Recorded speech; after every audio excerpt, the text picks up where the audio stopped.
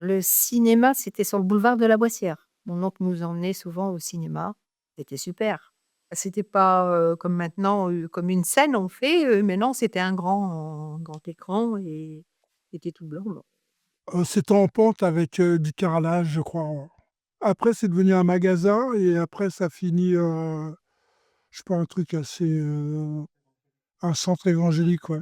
Il y avait le grand cinéma et puis le petit cinéma que les gens appelaient familièrement le Pouilleux. On rentrait là-dedans, il y a c'était on pouvait fumer dans le c'était on fumait, on ressortait avec un mal de crâne et tout. Mais bon, il y avait les actualités. On n'avait pas la télévision. C'était pas le journal télévisé. On avait des actualités, commentées par, je ne sais qui, il y avait une voix spéciale.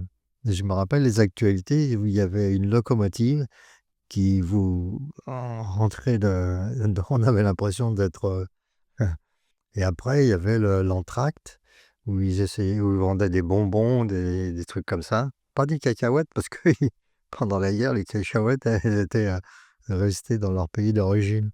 Mais, bon, bah, c'était très convivial, hein. Les gens, ils se connaissaient tous, heu, on allait voir, le f on il y avait des affiches au coin du boulevard de la Boissière, du boulevard Aristide-Briand, on consultait ça, et puis, aller voir ses parents pour essayer d'avoir un peu de de subside pour pouvoir rentrer. On rentrait par le boulevard de la Boissière et on ressortait par la rue de la Renardière.